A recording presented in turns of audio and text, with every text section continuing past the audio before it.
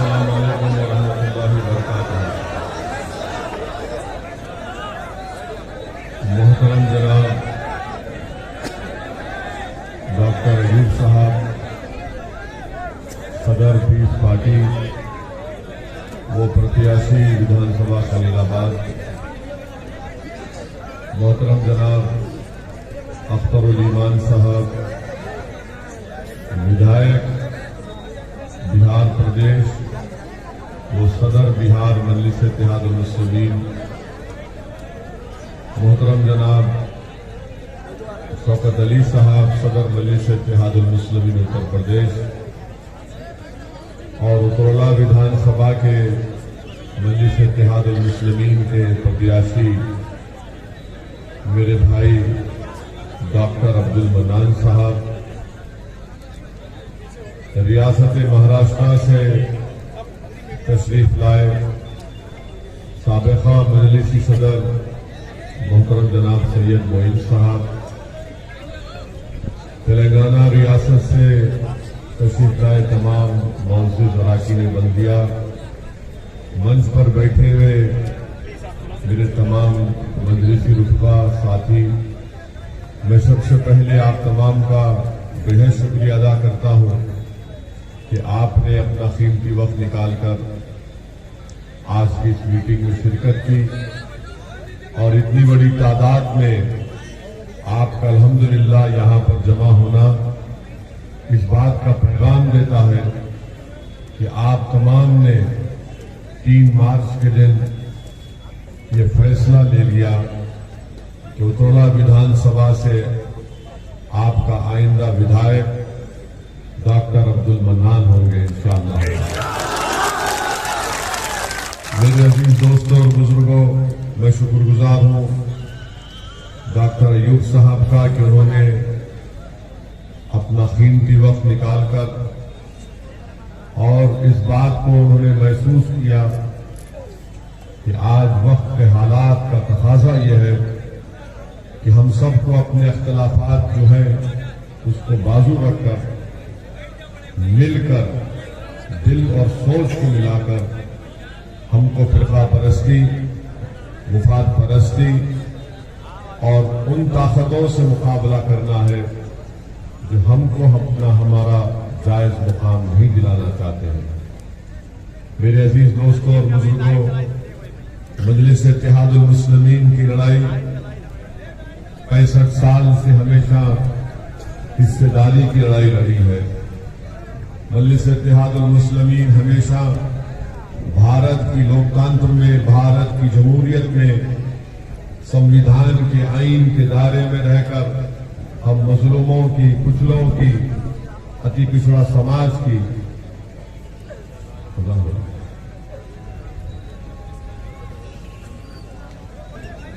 मैं आपको ये बता रहा था कि 65 साल से मजलिस इत्तेहादुल मुस्लिमीन का सियासी सफर यही रहा कि भारत के संविधान और आईन के दायरे में रहकर मजलूमों की आवाज को बुलंद किया जाए, उनका जायज मुकाम उनको दिलाया जाए और उनको हिस्सेदारी की लड़ाई में उनको उनका हिस्सा मिले। मेरे अजीज दोस्तों और बुजुर्गों, असदुद्दीन ओवैसी कोई आला जात के या कोई नवाब खानदान से निकलकर नहीं आया आपके दरमियान में। मेरे बुजुर्ग, मेरे आबा अजदाद ने मेहनत की, जुस्तजू की, आम आदमियों की तरह अपनी जिंदगी गुजारी और अल्हम्दुलिल्लाह उन लोगों का तक़वा, उनकी परहेज़गारी हमारे बुजुर्गों की थी कि आज अल्लाह सुब्हानहू व तआला ने आप तमाम की दुआओं और आशीर्वाद की वजह से असदुद्दीन ओवैसी को यहां तक लाकर खड़ा किया। मेरे अजीज दोस्तों और बुजुर्गों, मगर एक बात मैं आपको बताना जरूरी समझता हूं कि मैं हैदराबाद पार्लियामेंट का सांसद हूं। हमारे 7 अराकीन असेंबली तेलंगाना प्रदेश हैदराबाद में है। हमने अपने 65 साल की सियासी सफर में अब तक सत्ता में हमारा कोई मंत्री नहीं बना, हमारा कोई मंत्री नहीं बना, क्योंकि हर कोई आपसे आकर कहता है कि जब इलेक्शन जीतोगे तो मंत्री बनोगे या सत्ता में आओगे। मगर हम आपको बता रहे हैं कि सियासी ताकत क्या होती है। हमारे 7 विधायक हैं, 1 MP है, हैदराबाद में 44 हमारे कॉरपोरेटर हैं।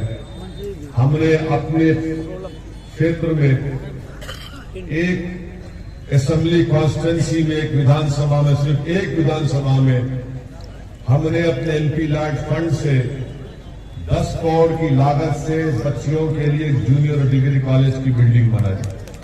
उसमें लड़कियां हिजाब भी पहनती हैं, नहीं भी पहनती हैं, वहां पर काम हो रहा है। 1.5 महीना पहले हमने वहां के कॉरपोरेटर नसीर साहब यहां पर उतरना में आपके दरमियान में उनसे पूछ लीजिए।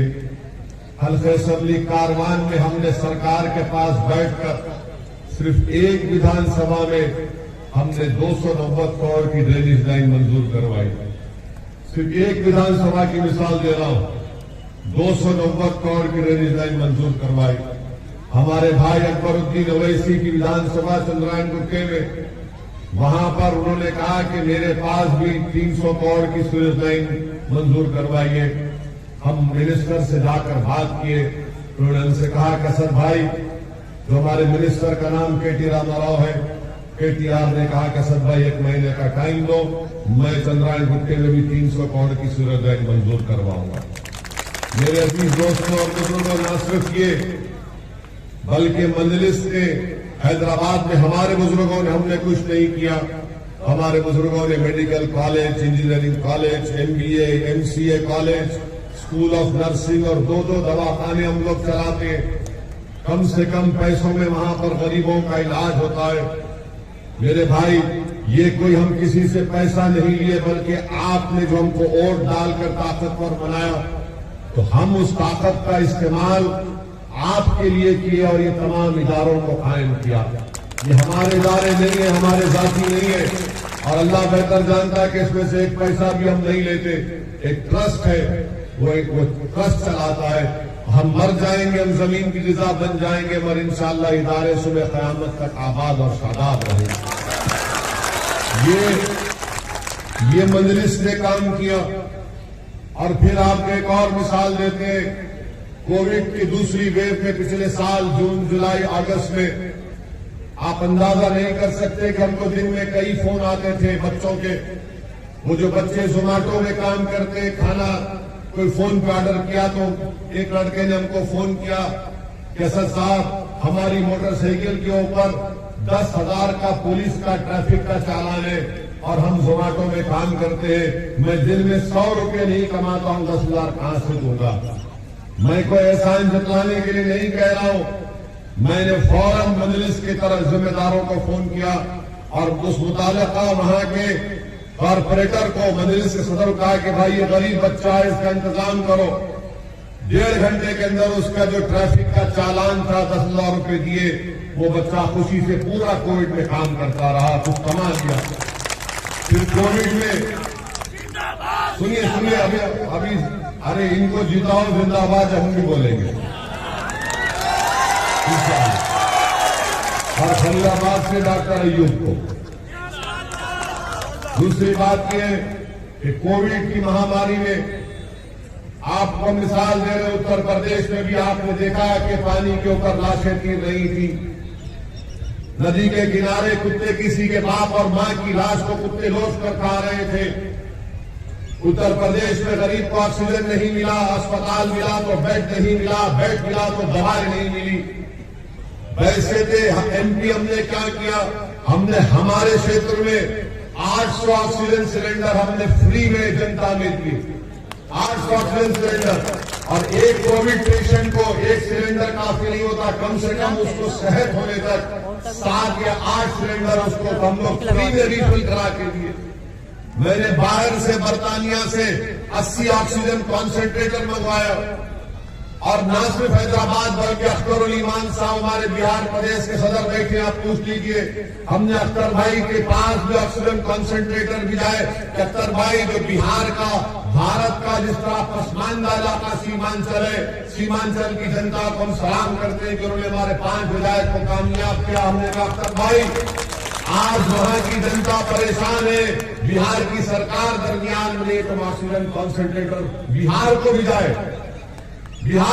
हमारे हर एमएलए को 2-2 ऑक्सीजन कॉन्सेंट्रेटर दे के रखिए, अस्पताल में दीजिए। बड़ा काम नहीं किया, मगर हमारी अखलाकी जिम्मेदारी थी कि हमारा विधायक जीता, बिहार से 5 विधायक जीते, औरंगाबाद से हमारा एमपी जीता, धूलिया महाराष्ट्र में और मालेगांव में मुफ्ती साहब हमारे एमएलए, हमने औरंगाबाद और मालेगांव धूलिया को भी ऑक्सीजन कॉन्सेंट्रेटर दिलाए। बताओ कोई सियासी राजनेता, कोई पार्टी इस तरह का काम किया कोविड के सेकेंड वेव में? हमारे मजलिस के हैदराबाद के जिम्मेदार अपनी जान को जोखिम में डालकर कोविड के मरीजों के पास ऑक्सीजन सिलेंडर लाकर देते थे, घर पर लाकर देते थे, उसको फोन करते थे हमको कि हमारे को सिलेंडर की जरूरत है। रात के 2-2 बजे, सुबह 3 बजे फोन आता कि बेड नहीं मिल रहा, हमारे लोग दौड़ते थे मजलिस के जिम्मेदार अपनी जान की परवाह किए बगैर। ये मजलिस का तरीका है काम करने का। आप अगर यहां पर डॉक्टर मन्नान को अपना विधायक बनाएंगे, हम आपसे वादा कर रहे हैं कि ना सिर्फ डॉक्टर मन्नान बल्कि असदुद्दीन ओवैसी भी इस उतौला विधानसभा में आपके दरमियान में रहकर आपकी तकलीफ को दूर करने का काम करेंगे। मैं कोई आसमान से तारे तोड़कर लाने का वादा नहीं कर रहा हूं। जो अल्लाह ने मुझे इज्जत दी, मुकाम दिया, इसीलिए दिया कि मैं गरीब और मजलूमों का साथ दूं, और हम वो काम करते रहेंगे। आपको एक और सियासी ताकत का बताता हूं। अख्तर भाई बैठे हुए हमारे प्रदेश बिहार के सदर, जनता दल का नीतीश कुमार की पार्टी का एक मेंबर, उसको लोग गुंडाई लोग पकड़कर उसकी जान ले लिए। पूरी ऐवान असेंबली को अख्तर अली मान हिलाकर रख दिया, उसके घर को गए, उस पीड़ित परिवार के घर को गए, उसके घर वालों से मिला, उसकी बेवा को अख्तर अली मान ने बाजू बिठाकर सरकार से ये मुतालबा किया कि मरने वाले को 1 करोड़ रुपया मिलना चाहिए। मरने वाला तो नीतीश कुमार चीफ मिनिस्टर की पार्टी का था। नीतीश कुमार की सरकार बिहार में एनपीआर एनआरसी को पिछले दरवाजे से लाना चाहती थी, तो मजलिस इत्तेहादुल मुस्लिमीन का विधायक बिहार की विधानसभा में खड़े होकर वहां की सरकार को कह दिया अगर एनपीआर एनआरसी बिहार में शुरू होगा तो अख्तर अली मान पूरे पटना को जनता से भर देगा, ये काम हम बर्दाश्त नहीं करेंगे।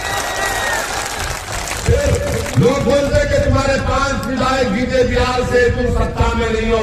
मैं आज चैलेंज के साथ कहता हूं कि जिन विधानसभा से मजलिस के 5 विधायक जीते, जहां वर्षों से गांव में काम नहीं हो रहा था, आज वहां पर विकास का काम हो रहा है, जनता खुश है वहां पर।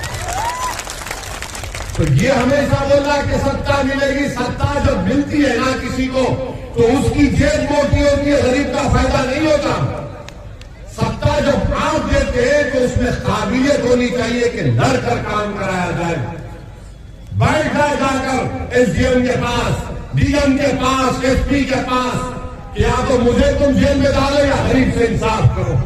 ये काम मजलिस करके आई और करेंगे तो में भी इंशाअल्लाह ताला। मेरे अजीज दोस्तों और बुजुर्गों, अब फिर हमारे ये जो समाजवादी के लोग, बसपा के, कांग्रेस के लोग बोलते कि बताओ डॉक्टर मन्नान और ओवैसी का क्या मामला है। अरे मैं तुमको आज की सभा में खड़े होकर कह रहा हूं, बताओ अखिलेश और कांग्रेस के लीडर राहुल गांधी कौन से खानका के शेख के मुरीद है? बताओ। अखिलेश यादव और राहुल गांधी कौन से खानका के शेख के मुरीद है? और वो जो बसपा की मैडम है वो कौन सी पिलानी मां है? याद रखो, अगर तुम बोलना शुरू करोगे तो हमारी जबान बहुत लंबी है, बहुत खोल देंगे, पूरा शीशा खोल देंगे तुम्हारा। अगर तुम बात करते हो तसव्वुफ की तो सुनो, तसव्वुफ के माने जुनैद बगदादी रहमतुल्लाह ने बताए थे कि तसव्वुफ वो है, सूफी वो है जो दुनिया में मर चुका और अल्लाह के लिए जिंदा। वो सबक हमने खानकाह से सीखा, अब हमको सबक सिखाएंगे, आप बताएंगे हमको। तो बताओ फिर तुम जिस पार्टी की तारीफ कर रहे हो कौन सी खानकाह का शेख है? डॉक्टर मन्नान है, डॉक्टर है, इंसान है, तड़प रखता है आपके लिए। मेरे अजीज दोस्तों और बुजुर्गों, ये बात को आपको समझना है। और हम यहां के साबिका विधायक अनवर हाशमी साहब के लिए हम दुआ करते हैं कि अल्लाह सुब्हानहू व तआला उनको सेहत दे और उनकी मसाइब और मुश्किलात में अल्लाह उनको राहत दे। वो हमारे पार्टी के नहीं है, मगर हम कैसे नाम भूल जाए। यही तो वैसी की लड़ाई है, यही तो हमारी सोच है, यही तो हम इसलिए हमको बदनाम किया जाता है, झूठे ड्रामा लगा दिए जाते हैं। मेरे भाई, औरंगाबाद में एमपी की सीट इम्तियाज जलील है। बोलते ये लोग क्या बोलते, ओवैसी आएगा तो बीजेपी भाजपा जीत जाएगी। अरे भाई, कहां जीतेगी? औरंगाबाद में 21 साल का शिवसेना का एमपी था। कितने साल का था?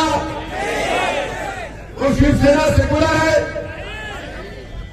उसका एमपी को इम्तियाज जलील खड़ा हुआ तो औरंगाबाद की जनता को सलाम कि उन्होंने 21 साल के शिवसेना और भाजपा मिलकर लड़ रही थी 21 साल से। उसके एमपी को औरंगाबाद की जनता ने इम्तियाज जलील को अपना सांसद बनाया। कांग्रेस करी कुछ, महाराष्ट्र की सपा करी, कुछ नहीं करी। इनको डर यही है कि ये बड़े बड़े किलों को तोड़कर आगे बढ़ रहा है, बड़े बड़ों को नीचा कर रहा है। मैं मजलूमों को गाना चाहता हूं, मैं बड़ों की फिक्र नहीं करके आया। मेरी आंखों में कमजोर, जो कमजोर है मेरी आंखों में मजबूत है। और बोलते क्या ये इश्क करता है? अरे दीवाने, मुझसे बड़ा कोई रसूल अल्लाह सल्लल्लाहु अलैहि वसल्लम का चाहने वाला नहीं होगा। ये तो उनका सदका है जो हम खा रहे हैं, ये तो उनका सदका है जो हम खा रहे हैं। और उन्हीं का कर्म होगा, उन्हीं की सिफात हो गई तो हम कामयाब होंगे सर के मैदान में। इस हमको सिखाएंगे आप? सारी दुनिया हमसे नफरत करती है, आप हमको सिखाएंगे? मजलिस का एक एक फर्क, मजलिस का एक एक रुकन आशिक रसूल भी है और गुलामान मुस्तफा की आल के आल का गुलाम है। और अगर तुम इस पर बहस करना चाह रहे, तुम नहीं बैठ पाओगे 10 मिनट के हमारे सामने, तो हम तुमसे पूछेंगे तो तुम जिस पार्टी की तारीफ कर रहे हो उसका नेता कौन सी खानखा का शेख है? हम तुमको बताएंगे हमारा शेख कौन है। मेरे अजीज दोस्तों और बुजुर्गों, क्या कहा था इकबाल ने इसके बारे में कि इसके मिहराब से नग़्मे तारे हयात, इससे नूर हयात, इससे नारे हयात। और क्या कहा था इकबाल ने कि बुझी इसकी आग तो अंधेर है, बुझी इसकी आग तो अंधेर है, मुसलमान नहीं खाक का ढेर है। हम तो इसकी बात करते और ये तमाम सपा बसपा कांग्रेस के लिए हम तो कहते हैं कि हम इनकी लैला हैं। ये पूरे हमारे पीछे पड़े रहते हैं दिन भर रात भर। रात में भी इनको ख्वाबों में नजर नहीं आती है, इसीलिए हमारी गाड़ी पर गोलियां चलाई गई, 4-4 गोलियां हमारी गाड़ी पर चलाई गई। तो हमको एक सपा वाले ने फोन करके कहा कि आपकी गाड़ी पे नीचे लगी गोली। मैंने कहा बेटा एक काम करना, तुम्हारे भैया को बुलाना, गाड़ी में बिठाते हैं और 4 राउंड नीचे मारते हैं, अगर वो पेशाब ना कर दे तो हमको बोलना। हमारी गाड़ी पर 4 गोलियां चली आपके दुआओं से। रसूलुल्लाह सल्लल्लाहु अलैहि वसल्लम के सदक़े तुफैल में, अहले बैत के सदक़े तुफैल में, अहले दिल की दुआओं की वजह से अल्लाह ने हमको महफूज रखा। और हम 24 घंटे के अंदर पार्लियामेंट में जाकर तकरीर भी किए। अगर किसी की गोली पड़े, गाड़ी पर 2 पत्थर पड़ जाते तो घर से नहीं निकलता 4-4 दिन। हमको कहेंगे हमको सिक्योरिटी नहीं चाहिए, हमको नहीं चाहिए, हम जनता के दरमियान में रहेंगे। अमित शाह ने कहा Z कैटेगरी ले लो ओवैसी जी। हमने कहा Z कैटेगरी सिक्योरिटी नहीं चाहिए, हमको A कैटेगरी का शहरी बनाओ, हमको बराबर लाओ, सबके और ये लड़ाई मजलिस इत्तेहाद और मुस्लिमीन की है। और आपके विधानसभा में हमने कहा हम रुक गए कज़ा के लिए, हाँ एक रुक गए कज़ा के लिए, तुम जारी रखते हैं। आपको तुरला विधानसभा में रेलवे लाइन है? नहीं है, रेलवे लाइन नहीं है, नहीं है। हम जिम्मेदार है, डॉक्टर मन्नान जिम्मेदार है। डॉक्टर मन्नान ने कहा कि रेलवे लाइन मत डालो। ये डबल इंजन की सरकार मोदी योगी की भूली गई उत्तराला को, और यहां का बीजेपी का विधायक भी रेल की लाइन नहीं डाला, मगर बोला double engine double engine double engine. Engine बनाओ, तुमने पूरे उत्तराला में रेलवे की लाइन नहीं डाली, डबल इंजन डबल इंजन। और फिर बोलते मुख्यमंत्री बोलते मैं मई जून में बर्फ डालूंगा। मुख्यमंत्री जी मई जून में बर्फ मत लाओ, उत्तराला में तुमने कितने शिक्षा के स्कूल खोले बताओ। तुम जनवरी में गर्मी की बात मत करो, तुम बताओ कितने उत्तराला में अस्पताल है? कुछ भी नहीं है, नहीं है।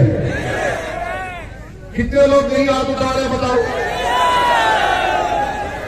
अब इसका इलाज करेंगे, इसका इलाज कैसे करेंगे? इलाज डॉक्टर ही करेगा ना, योगी तो नहीं करेगा, अखिलेश तो नहीं करेगा, और राहुल तो भाग के वहां चला गया, वो भी नहीं करेगा। तो कौन करेगा? डॉक्टर मन्नान करेगा इंशाअल्लाह। तो आपसे ही बता गया है कि डॉक्टर मन्नान साहब को, डॉक्टर मन्नान साहब का निशान पतंग का है, पतंग के निशान पर बटन दबाइए और डॉक्टर मन्नान को अपने वोटों से कामयाब करिए, नेता बनाइए। नेता बनाने की लड़ाई लड़ रहे हैं हम लोग, हिस्सेदारी की लड़ाई लड़ रहे हैं। भागीदारी परिवर्तन मोर्चा बाबू सिंह कुशवाहा को मुख्यमंत्री बनाने की लड़ाई लड़ रहा है।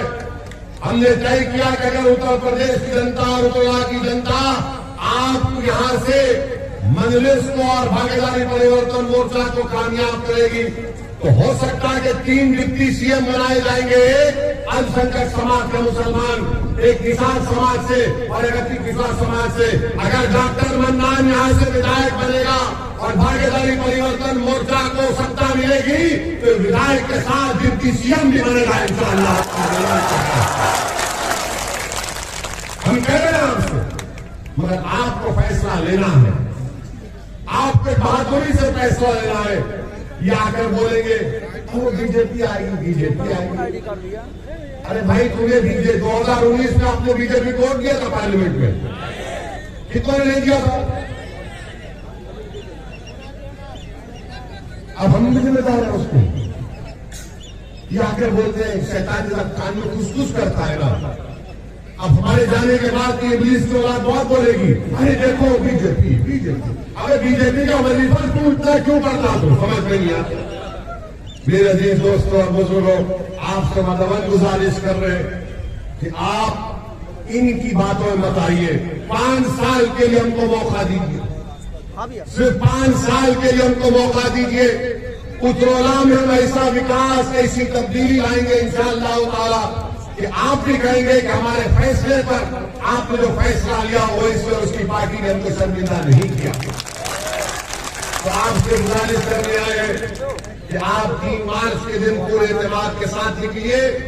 और हम आपसे वादा कर रहे हैं, ये मोदी सुट्टा सांड का, आवारा पशुओं का मसला नहीं कर सकेंगे। मोदी और योगी नहीं कर पाएंगे। मेरे अजीज दोस्तों और बुजुर्गों, बहुत से मसाइल हैं आपकी विधानसभा में, तकालीफ है। हम आपसे सिर्फ यही इल्तिजा करने आए कि 3 मार्च को आप डॉक्टर मन्नान को वोट देकर कामयाब करिए। और आपसे अपील कर रहे हैं कि आप डरिए मत, डरिए मत। आप डरेंगे? डरेंगे आपको?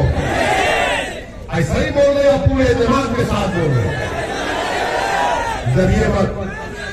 अब हमारे भाषण के बाद क्या बोलेंगे मालूम आपको? अरे उधर का वोटर बीजेपी में जा रहा है।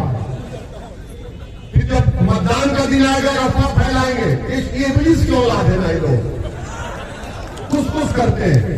तो जब आकर वो बोलेगा तो बोलना, अरे पोस्ट और कहां जाता, जाने से मेरा और तो डॉक्टर मन्नान के लिए। और जब दर्द कभी दिल में पैदा होगा तो उस कर्नाटका की बच्ची ने हम तमाम को जिंदगी का एक हौसला और अज़म सिखाया कि जब शैतान वसवसे पैदा करता है तो उस बच्ची ने कहा कि जब मुझे बलवाइयों ने घेर लिया था तो मुझे डर लगा तो मैंने नारा लगाया। क्या नारा लगाया था उसको? जोर से लगाओ, दम के लगाओ, घूम के लगाओ, और देश में घूम के लगाओ। अब भाग गया इब्लीस यहां से। बोलेगा ये तो अजीब बात कर दिया है, मगर मेरा ये भड़काऊ भाषण जो आज का हुआ है, आपसे विनती करते हैं इसको नौजवानों से खासतौर से जरा इसको फैलाओ। व्हाट्सएप, वो फेसबुक भी है, फसाद बुक भी है, उस पर भी डालो, इंस्टाग्राम भी है, सब पे फैलाओ ताकि उत्तरा की जनता को मालूम हो जाए कि एक दीवाना आया था जो हमारी दिल की बात किया, जो हमारी हिस्सेदारी की बात किया और उत्तरा विधानसभा के विकास की बात किया। आप तमाम का बेहद शुक्रिया कि आपने अपना कीमती वक्त निकालकर आज के मीटिंग में शिरकत की। हमको डुमरियागंज भी जाना है और 4 जगह जाना है, मगर आते रहे।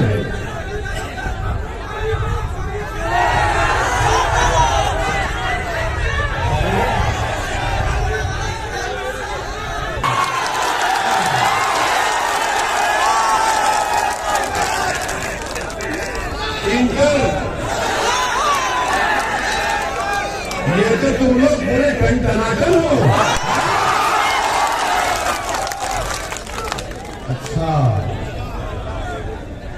अच्छा तुमको ये भी करना पड़ रहा है, ठीक है। देश के गृह होम मिनिस्टर अमित शाह साहब उन्हीं का बोल रहे हैं, वो उत्तर प्रदेश को आए तो आकर उन्होंने कहा कि बीजेपी को खुदा न खास्ता सत्ता दोबारा मिलती है तो अमित शाह ने कहा कि मैं नौजवानों को पैगाम दे रहा हूं कि जो 12वीं के बाद इंटर में जाएंगे उनको क्या दिमाग है, अरे क्या दिमाग है शाह साहब का, वाकई में शाह है। मोदी जी ने भी ऐसे लोगों को पाला है। पशु को छोड़ दिए खेत में और शाह को बोले 12 के बाद इंटर।